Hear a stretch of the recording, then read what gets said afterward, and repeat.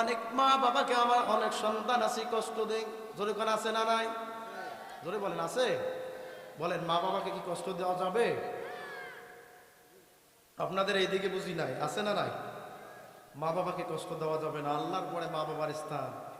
কোন মানুষের যদি মা বাবা মারা যায়, সন্তান যদি নেককার হয়, মা বাবার জন্য যদি একবার বলে আল্লাহ আমার মাকে মাফ করো, বাবাকে মাফ করে, একবার বলার কারণে ওই মা বাবার কবরে আল্লাহ একটা মর্যাদা বাড়ায় দেন। সুবহানাল্লাহ।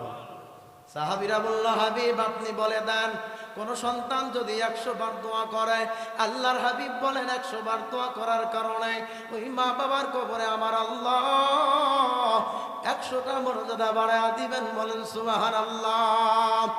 এই জন্য যে ব্যক্তি নবীজিকে মহব্বত করবে, নবীর খাঁটি অনুসরণ করবে, ওই ব্যক্তি কখনো মা বাবাকে কষ্ট দিবে না। আপনি বিপদে পড়লে, আমি বিপদে পড়লে, বউ চলে যাবে, আত্মীয় স্বজন চলে যাবে, অনেক বন্ধু চলে যাবে, কিন্তু আপনি বিপদে পড়বেন, মা তো চলে যাবে না।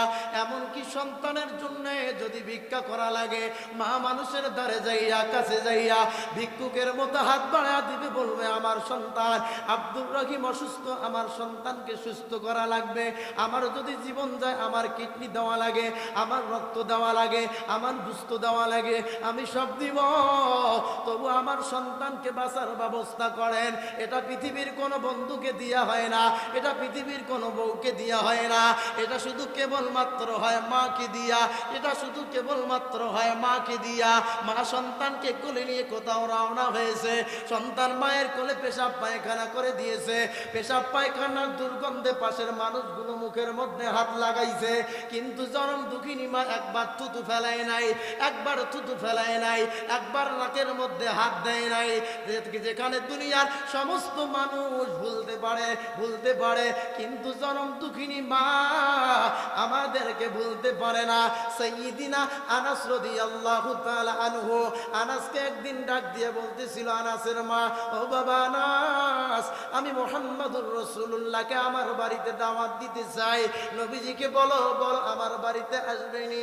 সাইয়্যিদ আনাস রাদিয়াল্লাহু তাআলা আনহু মসজিদে নববীতে আল্লাহর হাবিবের দরবারে চলে গেলেন, নবীজিকে ডাক দিয়ে বললেন, হাবিব, আমার মা আপনাকে দাওয়াত খাওয়ার জন্য বড় স্বপ্ন দেখছে, মা বলছে আমার জীবনটা ধন্য হয়ে যাবে আপনি যদি আমার মায়ের দাওয়াতে শরীক হন।